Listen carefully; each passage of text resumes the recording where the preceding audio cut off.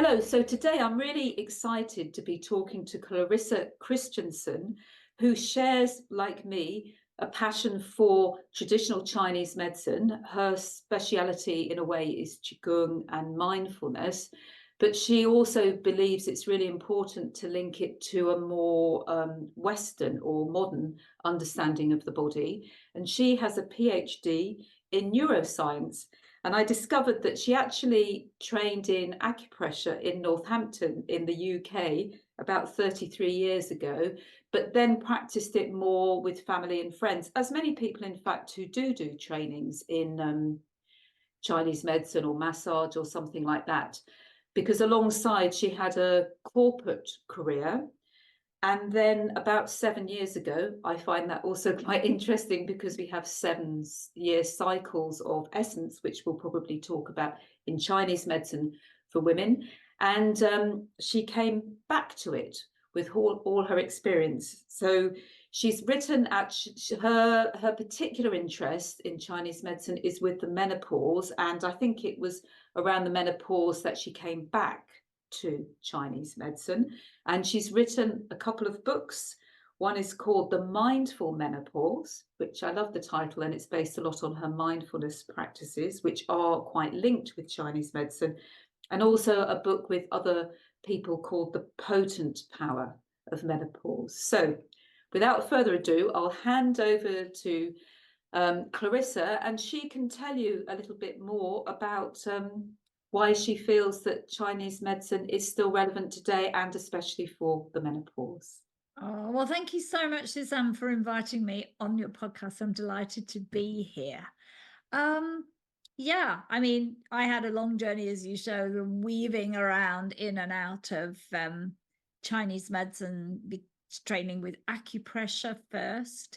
And I really loved that work so much. But I had a corporate career. And I think, like a lot of women as well, we've been told that certain career paths were acceptable and not, that could have been, I could have seen my mother tutting if I'd said, oh no, I'm giving up all this education and training and I'm going to do massage. I don't think she'd have been impressed. And I suppose we are constrained, and certainly being in my 60s now, I think we were more constrained 30, 40 years ago than maybe my son's generation are. So yes, I trained. I was also actually learning Qigong at that time. And then all of that with family, having a son, and then coping with my mother. My mother had dementia just before I went into perimenopause and she passed away. And I moved with my son to Australia. I mean, the crazy woman moves with a small child and a dog to the other side of the world. And that's really where, in many ways, I came back into contact with Chinese medicine. And for many people may not realize just how Asian orientated big Australian cities are. They really have a strong Asian feel. And Chinese medicine there is not something alternative and hived off and hidden. I mean, there are places you can get neck and back acupuncture in your shopping centre. Right. So it isn't, and there are a lot of that. And I came eventually to needing acupuncture in my perimenopause because I actually had an accident and I fell over and I hurt my shoulder and it wouldn't heal. And I went to an acupuncturist, and it was there that he then reignited my passion for Qigong first. And he said to me, I think you should be doing this. And it was quite interesting because I'd practiced yoga all these years. And he said to me, I don't think that yoga is terribly good for your neck and shoulders. Actually, is that you're putting too much strain trying to stand on your head and doing all these shoulder stands. And he said, I think you should go back to Qigong. And that's how that journey reignited, something that I'd loved doing and tried to get back into, but hadn't really found, came back into my life through Bartley's own teacher, Master Simon Blow. And that's where the journey to becoming a Qigong teacher unfolded.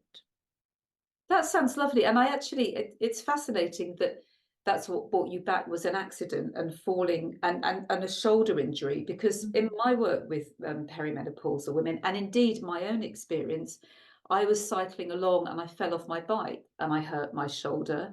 And I was already working with shiatsu, but I was giving a lot of energy out to everybody else and thinking I was invincible. And the shoulder falling off my bike was a real wake-up call to be like, yes, actually, you need to look after yourself more. I mean, it's a part of, as you know, of Chinese medicine that the practitioner needs to look after themselves. And I thought I was, but it was quite a shock.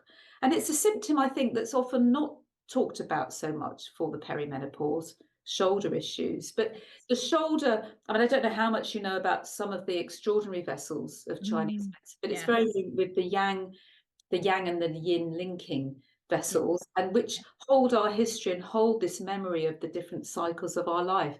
And I just find it really fascinating that it is often the shoulder that takes the brunt of the menopause. And in healing our shoulder, we unravel our history and we open ourselves up to new opportunities. And that, yeah, I absolutely agree with that. With some of the movements that I make are very much in the qigong. They're led from the shoulder.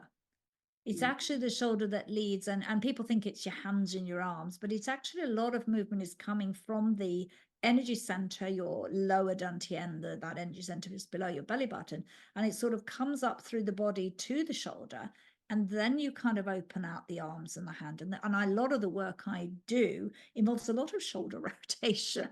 So that's Yeah. very interesting. A lot of these kind of bringing your hand above your head, and it's, learning not to hike your shoulder up like I did there, but you're learning to keep your shoulders down, but you're really rotating these this part of yourself quite a lot, and finding that you're quite opening up here. And of course we have important acupuncture points here as well, with the lung points, and we hold a lot of grief there. So also by moving some of these things and placing maybe even some of our fingers here, we can open up a lot. And I notice those are things that are very powerful for women that I work with. Yeah, the shoulders, because and I suppose you talked about how working situations have changed for women, even from women from our generation and our children's generation. But certainly these days, a lot more women are spending a lot more time sitting at desks in offices, computer screens, and really having a lot of tension building up in the shoulders. So it's Yes. not surprising in a way. Yeah, there's a lot of shoulder tension. And of course, we know that frozen shoulders are one of the lesser known symptoms of perimenopause, but they're very painful and very debilitating. And often women go a long time with them not resolving. Yet there are simple techniques in Shiatsu and in Qigong that can actually unlock some of that shoulder stiffness and pain. But as you say, and I think you might want to add your perspective in about why you found Chinese medicine. Perhaps I know that you also, like me, like to integrate what's relevant of modern medicine. But why particularly Chinese medicine?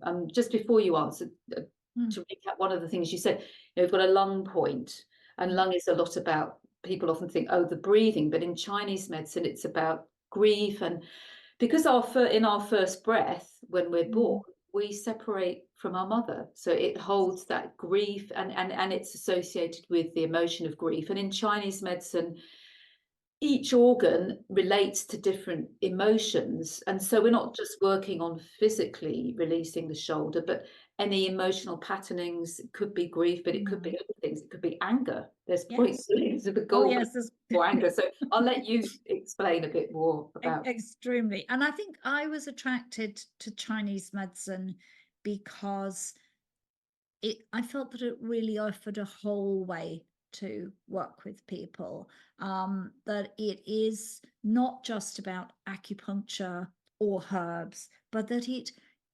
encompasses also food, lifestyle, movement, living seasonally is very interwoven. And I think when we look at that, we think that makes, at least to me, and I'm not necessarily saying to everybody, but to me, it made intuitive sense that this was a wonderful whole healing modality for people, and how quickly you can be empowered to do bits of it yourself if you have a good practitioner. And I think that's very important, that as a practitioner, I don't want people hanging on to me for dear life for months and months and years, but I want them to move through a period of working with me and be able to think, well, I can do some of this now myself. That doesn't mean that they might not come back later down the line, but we are actually empowering self-healing in the person, and that's what I think is wonderful. And that's what I was grateful to my acupuncturist. Even though I went to him, it became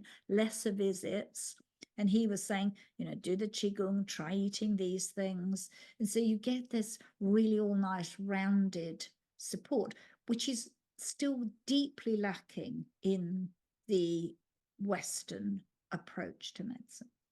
Yeah, no, I agree. I mean, it is the fundamental premise of Chinese medicine, isn't it? That everything is interconnected, our physical body, our emotions, but that we're influenced by also the whole, by the seasons.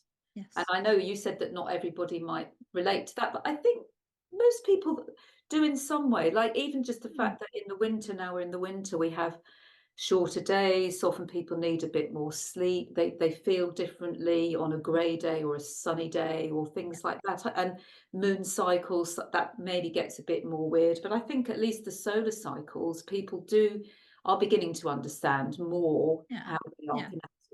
Yes, I think we are moving now, and I've seen recently quite a lot of dialogue on example platforms like LinkedIn, as well as obviously more Instagram, but definitely there, which are a little bit more what I would call a bit serious. People talking about they needing to go a bit more slower at this time of year, that they thought they'd kickstart the new year and get going, but actually the energy is much lower. And of course, in the Chinese calendar of seasons, we're only just emerging towards the end of winter, and spring is coming now with the Chinese New Year just around the corner. So we are beginning to see a little bit more energy coming, a little bit more of that yang up energy coming. So I think we can work with our energies in the different seasons and the seasons of the year, but also the seasons of our lives, which is, I think, the interesting part, particularly with respect to menopause and actually women's bodies, because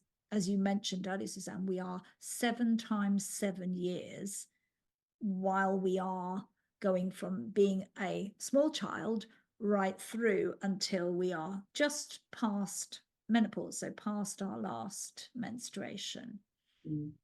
And I think those are very fundamental. When you look and understand those a little bit more, you see, there is this in menopause around that mid-30s, whereas prior to that, you're going in, becoming a girl, going into puberty, becoming a woman at the peak of your fertility. But then there are those last 3 cycles, 5, 6, and 7, when there's really that preparation for perimenopause itself, and then this thing where we've gone into menopause, but we're still, in a Western sense, we're still having hormonal changes, quite significant ones, even after we no longer have a period. And in Chinese medicine, that's seen as a time of rest and reflection and preparation for a whole new chapter of life. Yes. And because sometimes people have these strange ideas, and this is more modern culture, that women after the menopause have no longer a function because they're no longer fertile. But in Chinese medicine and most traditional cultures, that could be sometimes the most important phase of a woman's life, the second half of her life, when she's no longer caring for young children or being involved in the family. And that's what you were describing in your life, that your son was older and then you went into the menopause and then you hit a crisis point.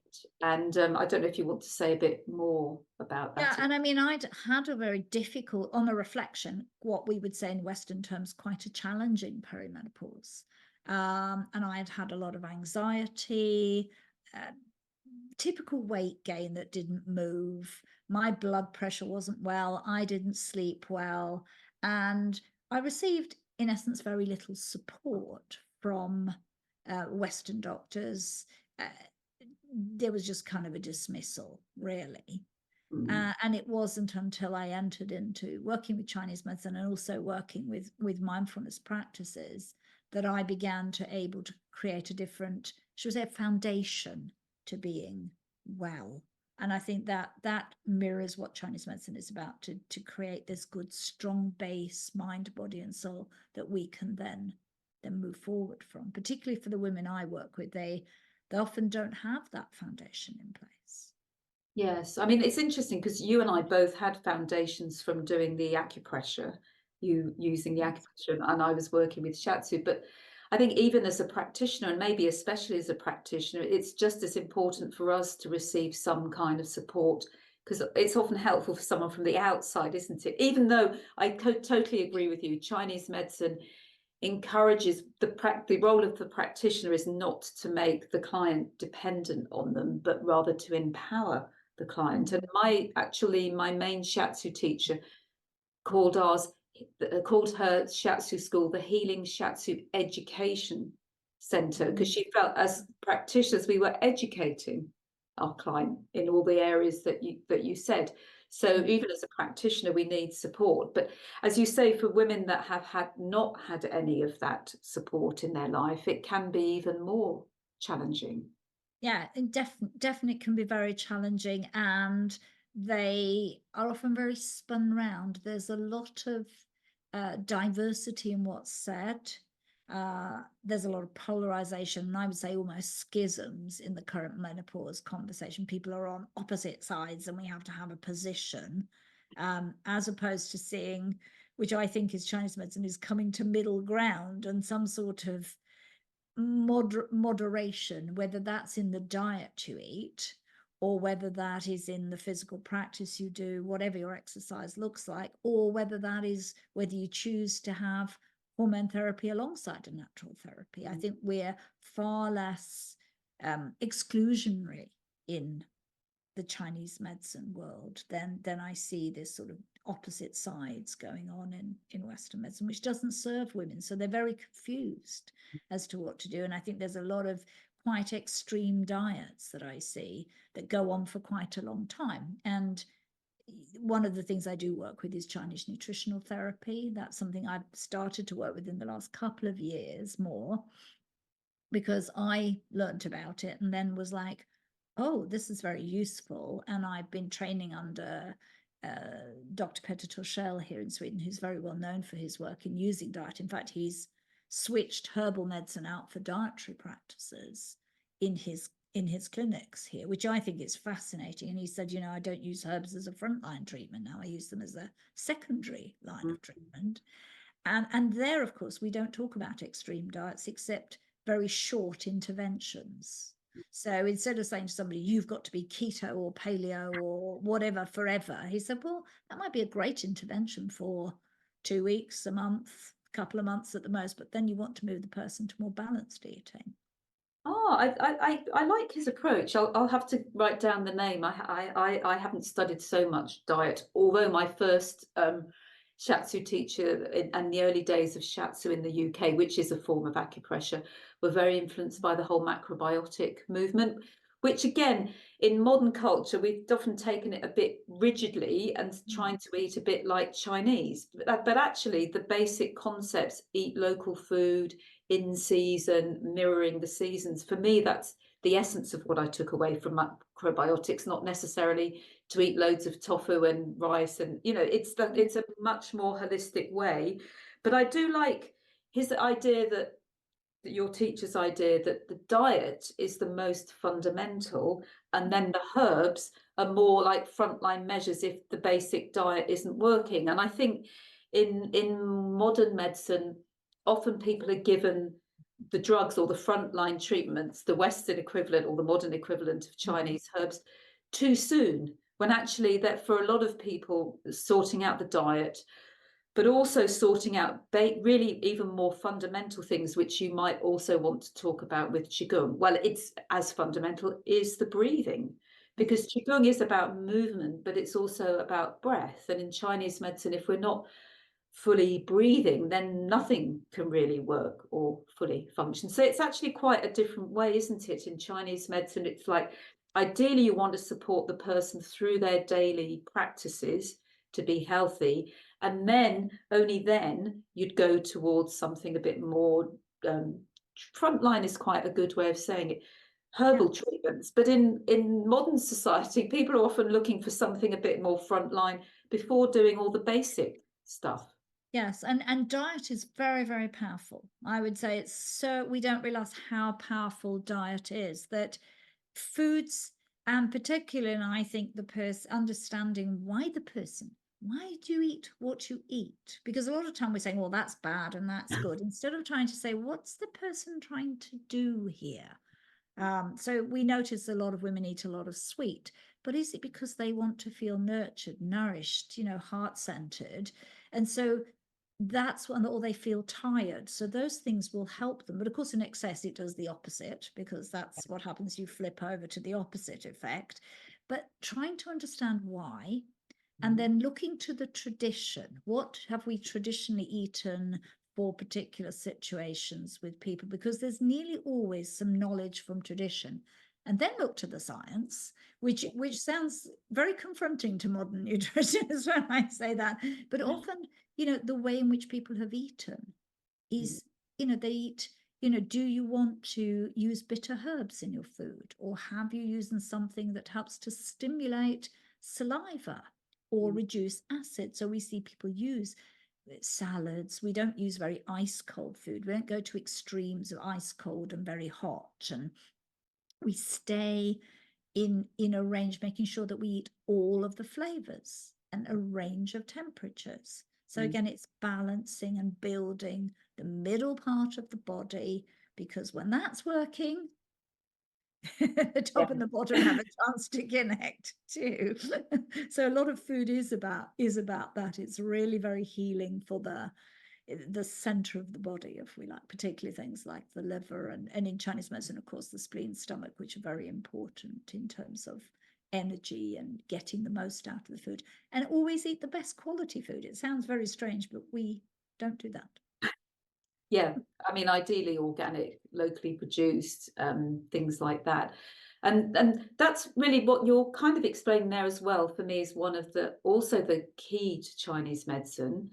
You mentioned it in an earlier phase as well, that actually we're all different and we're all individual. And so one diet is not going to work. The same diet is not going to work for everybody. Because I was thinking, especially, you've lived in quite a lot of different countries. And in different countries, we need to eat slightly different foods. But also there's our whole genetic inheritance as well. Like we are different because of who our ancestors are and the type of climates and situations that they lived in. And for me, that's one of the most beautiful things of Chinese medicine, that we really are. I mean, how it was always described to us, we're not treating the disease, as it were, we're treating the person. So we're always looking at the whole. And so, of course, there's not going to be the same treatment for each person. And that, to a more modern scientific mind, seems a bit confusing. It's like, well, why isn't there one treatment for the menopause? Well, because everybody's different and everybody's going through a different experience. And some people may need to focus more on their diet. Some people may need to do more active physical exercise. Some people maybe need to do more mindfulness and slowing down. So I don't know if you want to say something about that and how you see that in your practice. Well, I definitely see that we're all individuals. And I totally, I mean, that's what Chinese medicine tells us, that we're individual for lots of reasons. As you said, we've got different ancestral backgrounds, that comes into ourselves, and we carry with that the good and the bad of that. We also have been through our own experiences prior to coming into the menopausal years. So those are, and we've got different constitutions. We're born with different levels of that. Some people have really lots of strong, sort of chi, lots of energy, and some of us don't. Yeah. And so people can present with the same outward symptom, I see that, but the underlying cause for it can be different. It can be related to, as you said, not only who we are, but also how we live our lives. So what we choose to eat, how we exercise, can influence all of those things. So it has to be tailored to the person. There are general rules about menopause in Chinese medicine, but they're not always desperately helpful in terms of helping people understand how to. And I think it gets confusing when some people go, oh, it's a kidney deficiency. Well, I might say that's not possibly true. It might be true, but there might be a whole host of other things and things interacting that are going on. So I tend not to use that kind of generalization, because I don't know what's going on for you or not. I think there are some things we can do on a general level to improve ourselves, rest more, generally eat foods that would be good for something like our kidney system, which is really linked to our urogenitory system. Those things seem obvious, and that we need to take care and nourish ourselves and nourish the feminine in us a lot. But I have people who are very, very low on yang energy. So they need to be, pushing that side of it up a little bit. So they might need more vigorous exercise or foods that have a little bit more, maybe they need more meats, or they need more heat or warmth from their food than someone else. So, or they need a more vigorous exercise in the Qigong. They don't necessarily want the very still form. So I think it's individual. Yeah, and that's really one of the key things of Chinese medicine, isn't it? And like you say, I mean, at the basis in Chinese medicine, it is often said to be our essence is declining. I mean, you talked about the cycles earlier on, but it's all relative, and it, like you say, it depends on how we've lived our life. Both on what we've inherited from our ancestors, but also how we've lived our life, and especially for women, I find there is a lot related to having children or not having children, and our experiences of having children, and our experiences of both our pregnancies and our births, or not having had children. I don't know if you find that that's quite a key thing to work with, perhaps sometimes for people. I don't work as much with that, but I recognize that, Suzanne, is an important additional part. I tend to see things like how over busy and how much we overthink.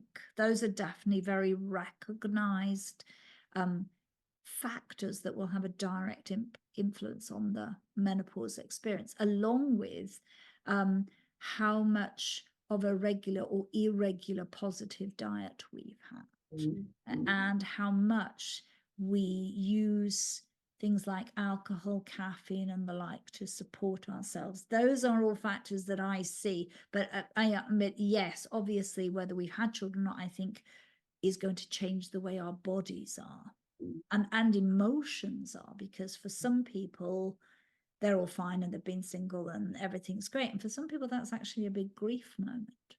Yeah. Huge moment of grief that can be very trapped and not spoken about. That you've longed to have a child, maybe had multiple miscarriages, maybe gone through rounds of IVF and it hasn't happened. And there is that watershed moment on an emotional level that maybe this isn't going to happen for you. Or you've had children and you're having challenges with them right there and then in the midst of your. So I think the influence of that on your body and your life is massive, and is something that women do work through. Yeah. I mean, it's interesting you said you saw the overthinking and being over busy, but relating it to, I mean, you might want to add some other things in. For a lot of women, it could be related to work, but also what I've observed over the years with working with people is, of course, now most women are having their children when they're older.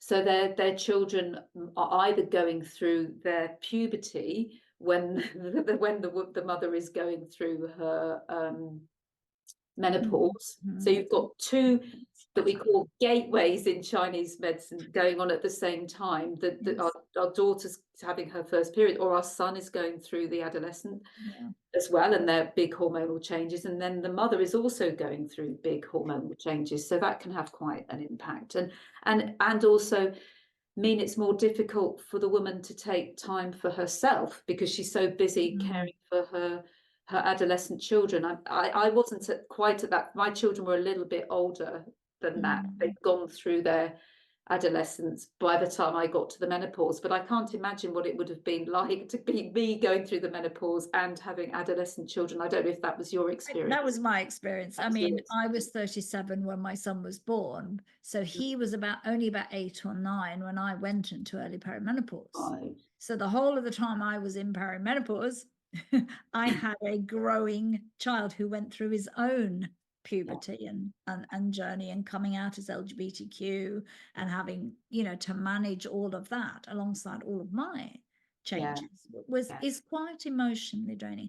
And I think you're right. I mean, I have women who are perimenopausal and they have really small children like primary school or even just shortly after having a baby. And I think that's can be quite shocking for women that, maybe you've waited till you're 40, you've had a prioritized career, you have a baby later in life, and within, a matter of years, you're in perimenopause and you're still dealing in some ways with the aftermath of the birth and these very small children that require a tremendous amount of time and attention.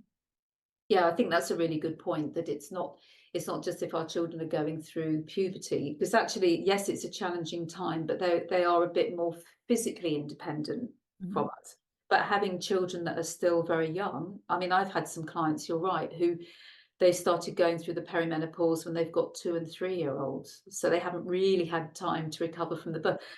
And so no wonder they're tired, and they've got all the typical menopausal symptoms of anxiety and lack of sleep and all those kind of things. Because there's basically just too much going on in their lives. And I think that for me, that's potentially quite an issue for a lot of women, especially if they have children, but even if they don't, that women are kind of expected to do too much. Well, Yeah. anybody in our society, and especially when our body's going through a lot of physical changes, we probably do need to have, if not necessarily rest all the time, but there can be moments when we need a bit more rest. And if we're having to keep on to that um, busy external demands of our employer, then we can't really listen to our body. So it's No. not surprising that a lot of women have quite difficult symptoms. And that, I think, is just compounds it. And I think you're right. Women are taking on what I would call emotional labor.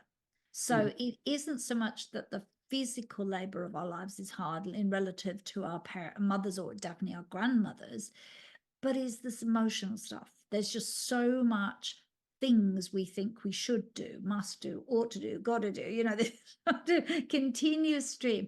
And that's obviously very exhausting for the body. In a Chinese medicine perspective, that puts a lot of strain on the spleen system. And the spleen is connected to our digestion. So it's not surprising that we see a lot of women with digestive issues as their menopausal main symptom.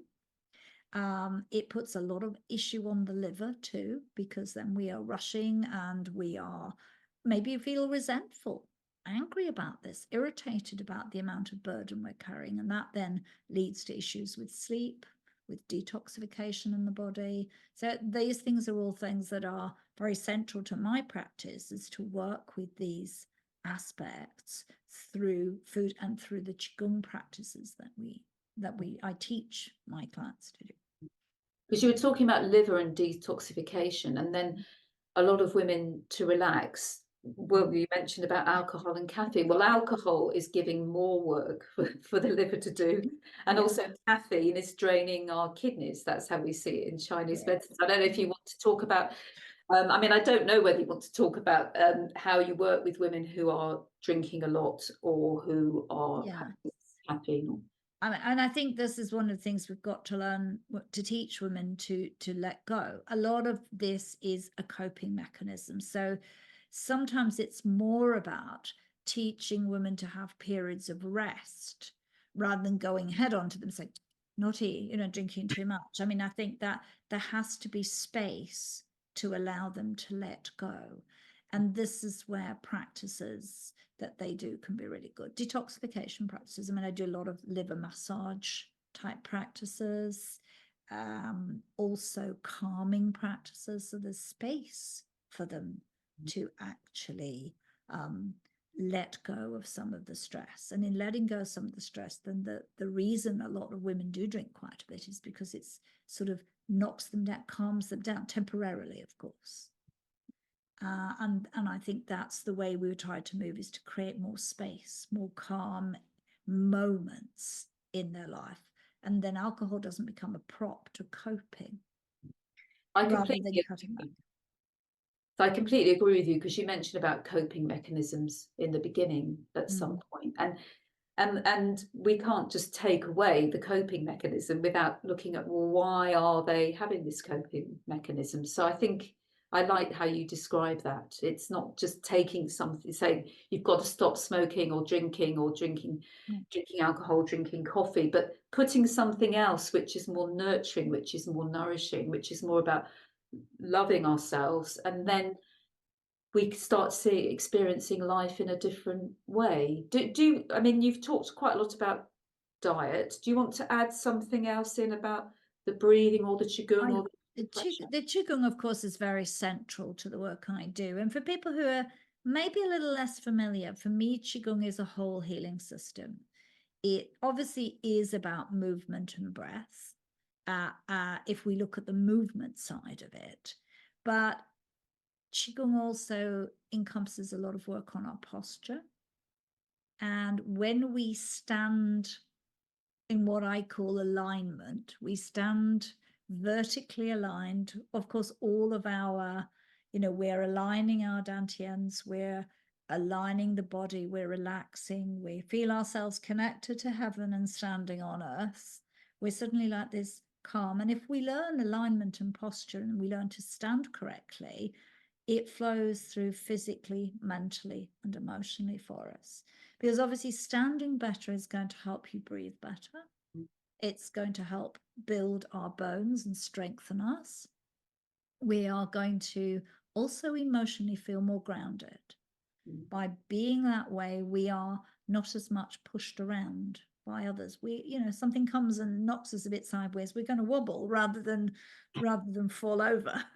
So learning to have a good posture is the basis of Qigong. And it's also very good because trips and falls are a big part of issues for women as we age, and we tend to walk and shuffle, and then we're not stable, we fall over, we have poor gaits, and we know that walking and being able to stride out well, all these things are good for our health, but it begins with a good posture. So I spend a lot of time getting women to stand in a good posture, and it's about being relaxed, relaxed and soft in the hips, in the knees, in the ankles, feeling shoulders coming down and opening up. And I think we forget that that's a big part of Qigong, standing in vertical alignment. I agree. I mean, essentially with the posture, everything that you were describing is about enabling the physical body to be more relaxed and comfortable, but also all the energy lines and the meridians that we've been talking about, whether or not people know what they are. It's about really helping everything move in our body. Yes. Not just the physical structures, which also, as well as muscles and bones, include blood and lymph and also the basic, how the breath moves around our body, because the Chinese saw the breath as not just being through the nose and through the lungs, but cellular breathing in the whole movement of how we get air around to every cell within our body. It actually, you can analyze Chinese medicine in terms of Western medicine and say it actually includes most of the things that we now understand, albeit in a slightly different way. But even the hormonal system, they seem to understand. They didn't know what the hormones were, but they knew that they were changes somehow connecting with the brain and the reproductive organs, and in fact also the kidneys, which is why kidneys, as you mentioned, the urogenital system, the Chinese always understood the close relationship between the kidneys and our reproductive organs. So it's quite fascinating. And you're right, posture really puts everything in a more state of harmony. Our emotions as well, that we don't get pushed around. Which also what sometimes happens for women in the menopause. And we get to a point where obviously we can start to breathe fully. And that's breathing here, where a lot of women are very blocked, and so we don't speak up and speak what we need. We also breathe correctly. It's going to have, on a physical level, something great for our pelvic floor. Is going to be great for our digestive system. So learning to breathe. And in Qigong, most of the breathing is in and out through the nose and tends to be even breaths. There are practices, or should I say certain movements, where we breathe out of the mouth, but it is not the kind of different types of breathing like the pranayama type yogic breathing. It tends to be more regular, even breathing, and breathing in through the nose, out through the nose. And we tend to put the tongue to the back palate, up against the back of the teeth. So of course, in your terms, we're making a complete sort of energetic circle in the body. And doing that, we're joining the two vessels together. And so we are energetically more complete that way. And in fact, you can breathe out through your mouth, but still have the tongue. It takes a bit of practice, but that's also a very good way. So you stay energetically whole, yet are able, if you need, to breathe out through the mouth for extra effect. It's like breathing through the teeth. Yeah, yeah. So do you still, oh, sorry, you're No, going go to, ahead. No, go ahead. no, I was just wondering if you still find yoga helpful, or if you do more, or do you integrate any yoga type movements or awarenesses I into Qigong or not? Not very much, because I think Qigong has those movements in it. Mm. I teach a range of practices, and they can be classic Qigong practices, which are wonderful. I mean, I've taught classic Qigong practices. That's where I started when I came back and worked with Master Simon Blow. They're very classic practices. They're not hugely varied. There's not millions of different ones, even though out there are millions of different. There are a few core practices, and they help you to start to feel what Qigong is like. So if someone wanted to start somewhere, it's always good to do some of those classic practices, because you get to feel, what does my energy feel like? Can I feel something here in my hands? Can I stand just very calmly and look out as if I'm looking into the distance? Some of the practices look very innocuous, because I think we're now trained in the West to all these complex yoga poses. But in Qigong, they're very simple, but energetically they're very strong. And I like to say that you move with attention and intention, and then however small your movement is, it has meaning. And do you encourage people to do this daily? To do Yes, I something do. daily? 10 Or minutes. even the whole time, in the sense Yeah. of being aware of how you move? Yeah. Well, yes, the posture is a great one. When I teach the vertical alignment of sort of moving energy from through the feet up through the legs to the lower dantian, as if light is moving in from the Mother Earth, and then we come up to the heart, which I think is the dantian, that when it's really working well is the strongest center for women, more so than actually the lower dantian. This is where we're strong, when our heart center is strong. And then we literally go up and see ourselves connected to a North Star. But if you feel a bit rocked, or you're standing in the supermarket queue, you can feel your irritation building up, you can practice just standing in vertical alignment for a moment and just feel the energy come down. So there's a lot of what I teach is being able to connect into those feelings, but every day have a small practice. Well, I was thinking it might be nice to end this talk with you guiding us through, I don't know, maybe a 5-10 minute practice of what you feel could be something that people can take away with now. Yes. Before I get you to do that, I was also just going to ask you one final thing, to kind of linking it back to the acupressure, whether you still, you said, I think, a bit that you do sometimes integrate self acupressure. I mean, that's the thing I think sometimes people forget about, that yes, it's great to go and receive acupressure from somebody, but there's quite a lot of things you can do yourself as well, aren't there? Definitely. And I mean, as part of my women's Qigong, which is the main area that I work with, is Qigong that is specifically for women and for women's bodies and the issues that we go through and the stages we go through. I teach a lot of tapping, cupping. I teach some quite complex pressing techniques as well, where we are kind of moving through the intercostals all the way down through the conception vessel, and then we move along the belt meridian and to the back of Snow Mountain here and come back. So those are very beautiful practices, along with various self-massage techniques that we can do to honor the female body. And they are different from classical Qigong. There's plenty of classical Qigong teachers whose hair would curl, but we do those to actually help a woman's body be honored, nurtured, and loved. And they're very simple things that I teach to people as well. And for people, because I think it would be nice to end this video on the practice. Yes. So and then people can just stay with it afterwards for as long as they feel they want to. But if they want to do more with you, I can put your website and the links to classes that you teach, because you do teaching online, don't you? I do. I teach quite regular classes. I will be having some number of 7-week classes coming up now in the spring when my energy is more to teach 4 classes. People can work with me one-on-one as well, and then I would more tailor a Qigong routine for that person relative to their specific need. Wow, that sounds great. So I think unless, is there anything else you want to add as a final reflection before we go into a practice? No, we can go into a practice. I mean, I might teach a very, very simple practice that you could do for 5 minutes or so every day. Yeah, I think that's the best way for people to feel it. We can talk about it forever and it's fascinating, but to actually do it. Okay, so I'm going to you're going to move back. otherwise you You're won't going be able to into see me. standing. Shall I come into standing as well? You can come into standing, because I Well, I think have to coming into change my standing would be camera. really quite nice. If Go you can into see me, you can standing. probably see most of me. We won't worry too much about feet at this stage, because we just want our feet to be hip distance apart. That's better too. I think you'll be able to see me here.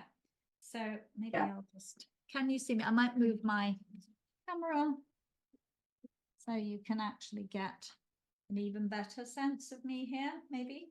Yeah, that's good. So it's really good to just think of ourselves as having a little ball of light here at just below the belly button, that's Dantian. And we think of ourselves as having a ball of light. And one of the simple things we can do is a showering qi. And nearly every qigong you learn will look a little like this. So we sink a little as if we're sitting on a high chair.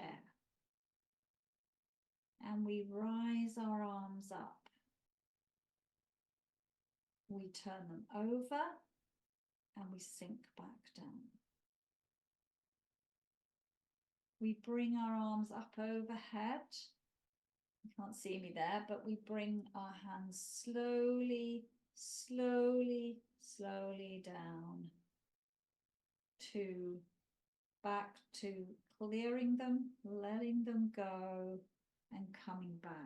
And that, if we do that, I'm going to do that a few times, but that's really good if you feel hot flash or you feel very anxious. So we might try that one again, and then I'll show you a second one so we can sink a little and lightly rise up. And the aim of a lot of these movements is that they're fairly continuous. Breathing out. And breathe in, light from heaven and earth joining. And then we draw a shower of qi down through the body. Breathing out as we go, keeping our shoulders down, all the way down, releasing and letting go. So that's a very, very typical move that I teach a lot. Now you can do that anywhere you are. You could do that in the office even if you wanted to. But I might show you another move which I love for menopausal women, and it's called the flying phoenix. So we sink a little and we look as if we're testing out our wings. So we just like we're a little bird flying, like the little phoenix. They're testing out. I wonder if I could fly now. I'm a menopausal woman. Testing, yeah. Something feels different here. And then we come here and we bring our arms up. And as we come up, we draw our hands in, breathing in, as if we had little phoenix heads just by our side there. And then we push out. And we say, I'm standing in my space, in power, but I'm not rigid, so my hands relax. We come in again, like little phoenix heads and wings back in. And we then breathe out and push out with the energy point that's at the center of our hands. And we let go. And we do it one more time. Building our boundaries, pushing out, standing in our power. We let go. And then we scoop down a little, bending down. We scoop energy from Mother Earth, crossing our hands as we go. And we place them here on the just below your clavicle. So just below that bone, as we talked about earlier, there's a little point called the lung 2 point. And we can very gently massage that point, letting go of any grief or sorrow, resentments we feel here. And just gently massage. And in Chinese medicine, of course, your middle finger, which is the main finger you want to be massaging, that's linked to your pericardium. It's linked to your heart center. And so that's fire in the elements of Chinese medicine. And the lungs are metal. So the fire melts the metal when you do this. And then we can just place our hand over the point and give ourselves a little hug. Take a deep breath in and draw the hands away from the body as you breathe out. And look at all of that in perspective, any feelings and emotions, and send them down to the earth, the Mother Earth, and then lift up above your head, also to the sky, to forces that are greater than ourselves to take care of. And you paint a circle of beautiful light around the body to protect you. And that is a very short introduction to some of the Qigong that I teach. So thank you for practicing with me. That was very beautiful. And people who've just been practicing it, if you do want to pause and just stay with the different feelings in your body, I often find that's what really helps me to get a sense of what the movement is that I've done, is to then have a bit of space afterwards. Definitely. Usually we go from that practice, because we don't have as much time here. I tend to go for a